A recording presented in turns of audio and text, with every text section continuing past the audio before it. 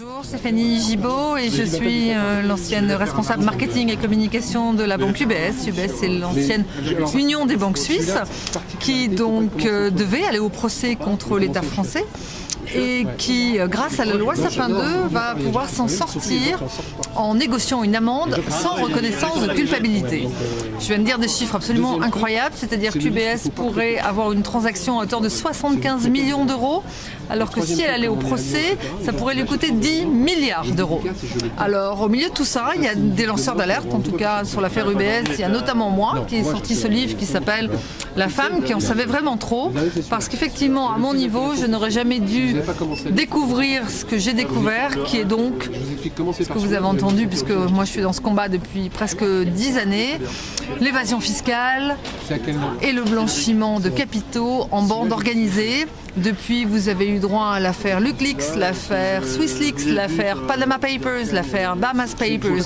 On sait même que la Société Générale est liée aux Panama Papers maintenant, c'est-à-dire que ce combat d'ampleur sismique ne concerne pas que nous, les Français, il concerne absolument tous les citoyens, toute la classe moyenne de la planète, et qu'au milieu de cette finance, il y a des hommes et des femmes politiques de premier plan qui ont pris nos vies en otage pour se servir, notamment le cas emblématique chez UBS où je travaillais, c'est M. Cahuzac, ancien ministre des Finances, qui avait ses comptes donc chez UBS à Genève, mais on peut aussi parler de Madame Bettencourt avec ses comptes chez UBS à Genève. On peut aussi parler d'autres hommes et femmes politiques de premier plan qui sont liés de très près à mon affaire.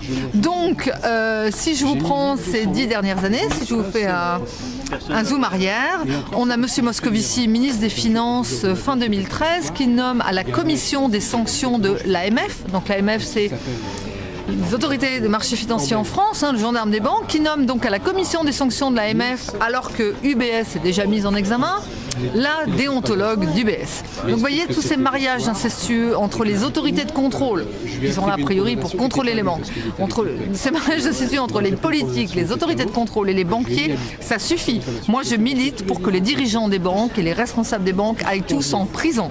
Et on va revenir sur le dossier de M. Cahuzac, puisque le jugement est public. M. Cahuzac qui risquerait 3 années de prison et qui va certainement probablement faire appel.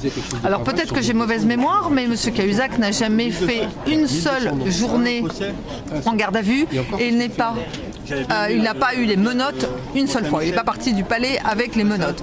Donc, on va rejoindre M. Pasco, mon petit voisin à droite, qui lui parle des hommes politiques.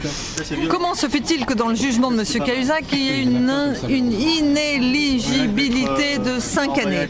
C'est-à-dire qu'à partir du moment où il purgerait sa peine, il pourrait à nouveau se présenter et être l'un de nos élus.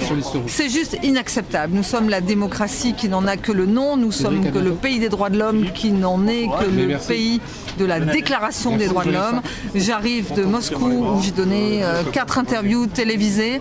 Tout le monde a été horrifié d'entendre l'histoire qui est la mienne, c'est-à-dire que on est juste abandonné par ceux qui nous dirigent. 10 ans, donc c'est 2 quinquennats pour moi. Celui de M. Sarkozy et de M. Fillon qui m'ont mis la DCRI sur le dos parce qu'ils ont estimé que c'était plus important de faire suivre ceux qui se battaient contre l'évasion fiscale plutôt que de suivre et d'épier ceux qui ont encouragé ces pratiques à haut niveau. Et puis on a un président qui a été élu en nous disant notre ennemi c'est la finance. Et je disais l'autre jour à mon ami Jérôme Kerviel, si on a bien 2 qui se souviennent de ces paroles, c'est bien nous. On a été complètement abandonnés par l'État français qui protège les banques au lieu de protéger les citoyens. Merci beaucoup. Comment tu t'appelles? Merci à vous.